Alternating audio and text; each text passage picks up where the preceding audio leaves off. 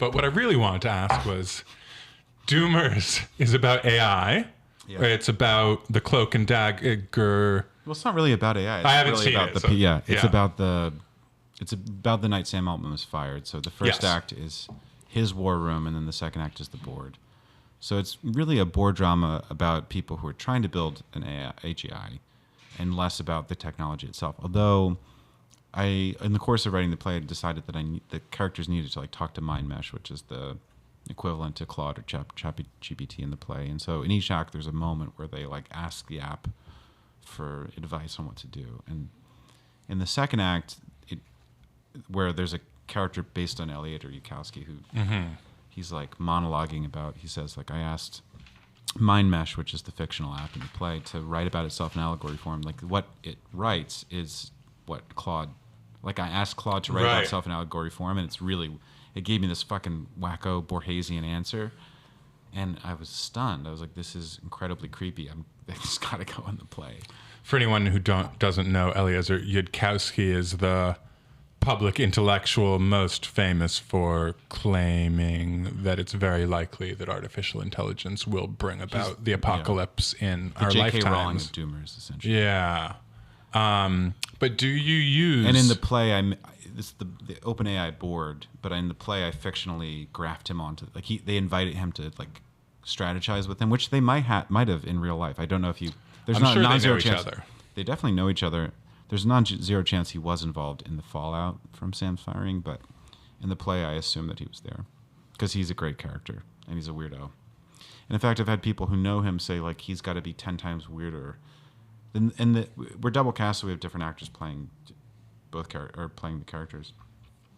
But the guys who are playing the Eliezer character, pretty weird. They're doing it really weird. And I've had people be like, "No, this guy is so much fucking weirder. He has to be showing ass crack. He has to be making weird exclamatory, ejaculatory breath noises. He's got to be trying to start an orgy." I love San Francisco. Yeah, I heard someone told me this guy is trying to start an orgy everywhere. He'll go to an AI conference and then be like, "Who's getting the orgy started?" Do you feel strange writing about real people? This sort of happened with Zuckerberg. Definitely. Yeah. Definitely. I think it's sort of funny that you can just do that. In the play, of course, Eliezer's Eli, and he's not really, I didn't really Yeah, you're not, yeah. Sam is Seth, and Mura Murati is Myra, and Greg Brockman is Jeff. And there are, it's fiction. If this were a book, it would say these characters, it's an accidental resemblance. Maybe in some cases I do have actors who do resemble the real people, but it's kind of like a bonus.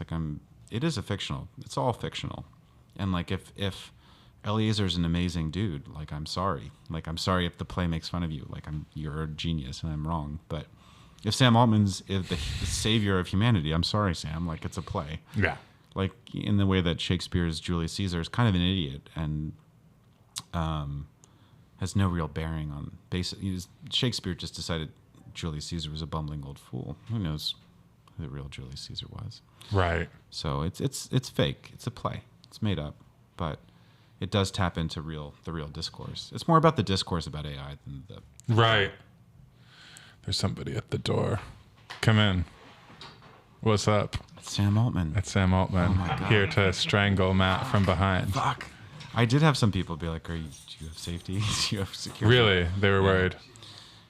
Jokingly, but... Yeah. Not completely jokingly. Well, did you follow the story of the... Yes. Yeah. So that's sort of... Yeah. Yeah. There's a joke in the play. What happened there? So I'm talking about a mysterious death. Somebody killed him, but it could have been it. That's the great thing about that story is that it could be China, it could be the CIA, it could be... There's so many people. It's the Clue, the movie. Who was this guy and why would China have killed him? I don't know. Again, I'm just a playwright. So I'm not a journalist. No. I have no claim. I want answers. He's someone who had trade secrets and had information and was going to testify about it, and whether that information was true, whether it was false, whether it was damning, whether it was irrelevant. I don't know. And I think the only weird thing about it is it's pretty clearly not a suicide. So somebody thought it was somebody didn't want him to talk. But like any good murder mystery, that's like thousands of people. Yeah. Do I think it was Sam Altman? No, because that seems too obvious. Like, why would if you're Sam Altman, why are you killing people? It makes no sense. You have nothing to gain, unless I'm. But again, I'm not a journalist or a detective. Yeah. So this is the event that my novel centers around. Like, so that's good for you know. It's I guess so. Yeah. I mean, but in the end, you know, maybe it's just more fun to like read about this stuff on Twitter than to see what anyone's novelistic. I guess you and I are both writing about speculative technology, and we both have gotten some things right, which is cool. And we're being shut off. They're pulling the plug. We're done. No, we're done. We just lost the cord. Oh, you're out. Okay. No, we got time. No, do you want another top? Yeah, I would love. Yeah, thank you. Let's see. This is the way to do a podcast, I got to tell you. With Fernet? Fernet, mics. I mean, normally it's someone who's like, I'm sending you a Zoom link. Yeah. And I don't have Wi-Fi, so I have to go to a Joe and the Juice. And I'd look terrible.